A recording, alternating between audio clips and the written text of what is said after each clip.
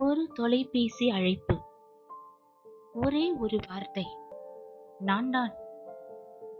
சில நேரங்களில் வாழ்க்கையை மாற்றுவதற்கு அது மட்டும் போதும்.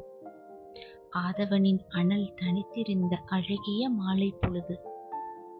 வெண்மேகங்களின் பின்னணியில் குருவிகள் குடும்பமாக கூடு சேர்ந்து கொண்டிருந்தன. இயற்கை தன் ஓவியத்தை மெதுவாக மடித்து இரவின் கரங்களில் ஒப்படைத்துக் கொண்டிருந்தது. அந்த மாலையை ரசித்தபடியே நடந்து கொண்டிருந்தாள் மீரா. 50 வயதை கடந்திருந்தாலும் அவளது கண்களில் இன்னும் சில கனவுகள் உயிரோடு இருந்தன. ஆனால் அந்த கனவுகளுக்கு வயது மட்டும் 30. காதுகளில் ஹெட்போன்.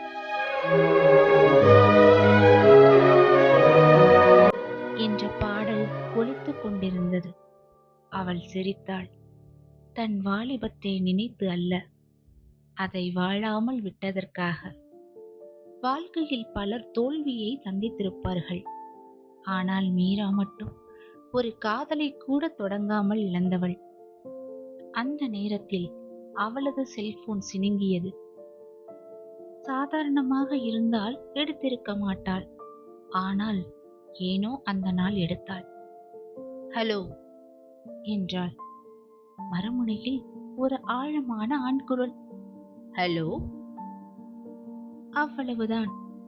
ஆனால் அந்த குரல் அவளது இதயத்தின் எங்கோ ஒரு கதவை திறந்தது. பல வருடங்களாக பூட்டியிருந்த ஒரு அறையின் சாவி கிடைத்தது போல். யார் நீங்கள் என்றாள். சில நொடிகள் அமைதி. பிறகு அந்த குரல் நான் தான் என்றது. நான் என்றால் யார்? நான் தான். அழைப்பு துண்டிக்கப்பட்டது. அவள் நின்ற இடத்திலேயே நின்று விட்டாள். இதயம் வேகமாக துடித்தது. அது யார்?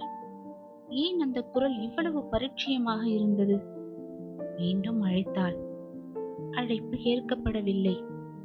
மீண்டும் முயன்றாள். இல்லை. 3வது முறை. இல்லை. விட்டுவிடு என்றது மூளை, இல்லை என்றது இதயம். அந்த இரண்டின் போராட்டத்தில் இறுதியில் இதயம் வென்றது. மீண்டும் அழைத்தாள். இந்த முறை அழைப்பு இணைந்தது. தயவு செய்து சொல்லுங்கள், நீங்கள் யார்? அவளது குரல் நடுங்கியது. அந்த பக்கம் சில நொடிகள் அமைதி. பிறகு நான் தான் விக்ரம் என்றான். அவளது காலடியில் இருந்த உலகமே நொறுங்கியது. விக்ரம்? 30 ஆண்டுகளுக்கு முன்பு அவளது இதயத்தில் வந்து குடியேறிய பெயர். கல்லூரி வளாகத்தில் எல்லோருக்கும் பிடித்த இளைஞன். ஆனால் அவனுக்கு பிடித்தது ஒரே ஒரு பெண். அவள்தான் மீரா. அவன் காதலை சொல்ல முயன்ற ஒவ்வொரு முறையும் அவள் மறுத்தாள். காதல் இல்லாததால் அல்ல, அதிகமான காதல் இருந்ததால். அவளது குடும்பம், அவளது பொறுப்புகள், தங்கையின் படிப்பு, அப்பாவின் உடல்நிலை. அவளுக்கு காதலிக்க உரிமை இல்லை என்ற வாழ்க்கை சொல்லி வைத்திருந்தது. ஒரு நாள் விக்ரம் கேட்டான். ஒரே ஒரு விஷயம் மட்டும் சொல் மீரா, உனக்கு என்ன பிடிக்குமா?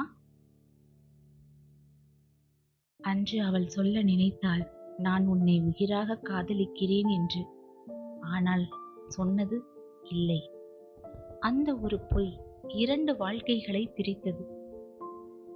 அடுத்த வாரமே விக்ரம் வேறு நகரம் சென்று விட்டான். அதன் பிறகு அவனை பற்றிய எந்த தகவலும் இல்லை. மீராவும் திருமணம் செய்து கொண்டாள். வாழ்க்கை ஓடியது. கணவர் நல்லவர். குழந்தைகள் பிறந்தார்கள்.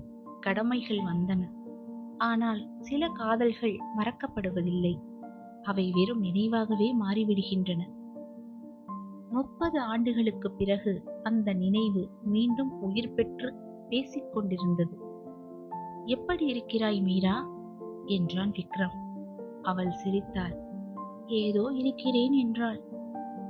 நான் இன்றுதான் உன் நம்பர் கண்டுபிடித்தேன் என்று அவன் சொன்னான். அவள் மனதிற்குள் நான் இன்றுதான் மீண்டும் சிரிக்க ஆரம்பித்தேன் என்று நினைத்தாள். உரையாடல் நீண்டது. முதலில் நிமிடங்கள், பிறகு மணி நேரங்கள். அவர்கள் கடந்த காலத்தை பேசவில்லை, குற்றம் சாட்டவில்லை, வருத்தங்களை எண்ணவில்லை. இரண்டு பழைய ஆன்மாக்கள் மீண்டும் சந்தித்துக் கொண்டன. அந்த உரையாடலின் முடிவில் விக்ரம் ஒரு விஷயம் சொன்னான். மீரா, அந்த நாளில் நீ என்னை காதலிக்கவில்லை என்று சொன்னாய். ஆனால் இன்று ஒரு உண்மையை சொல்ல முடியுமா? மீராவின் கண்கள் கலங்கின. 30 வருடங்களாக அவள் மறைத்து வைத்திருந்த உண்மை இன்று வெளியில் வர துடித்தது. அவள் மெதுவாக சொன்னாள், நான் உன்னை காதலித்தேன் விக்ரம், இப்போதும் காதலிக்கிறேன். ஆனால் அந்த காதல் உன்னோடு வாழ்வதற்காக அல்ல, உன்னை நினைத்து வாழ்வதற்காக. அந்த பக்கம் நீண்ட அமைதி. பிறகு விக்ரம் அழுதான். ஒரு ஆண் அழும் சத்தம் அவளது காதுகளில் கேட்டது. இந்த ஒரு வார்த்தையை கேட்க 30 வருடங்கள் காத்திருந்தேன் என்றான். மீராவும் அழுதாள். இருவரும் இழந்தது காதல் அல்ல, காலம். சொல்லப்படாத உணர்வுகள், முடிவடையாத ஒரு அத்தியாயம். சில நிமிடங்கள் கழித்து விக்ரம் சொன்னான், நன்றி மீரா. எதற்கு? இனி நான் நிம்மதியாக வாழலாம். அந்த இரவு முடிந்தது. ஆனால் அந்த உரையாடல் முடியவில்லை. அவர்கள் காதலர்களாக இல்லை, கணவன் மனைவியாக இல்லை. ஆனால் ஒருவரது இதயத்தில் மற்றொருவர் நிரந்தரமாக வாழ்ந்தார்கள். அன்று வானத்தில் கார்மேகங்கள் சூழ்ந்திருந்தன. ஆனால் மீராவின் உள்ளத்தில் மட்டும் மழைக்கு பிறகான நீல வானம். அவள் வானத்தை பார்த்தாள். எங்கிருந்தோ ஒரு பாடல் காற்றில் மிதந்தது.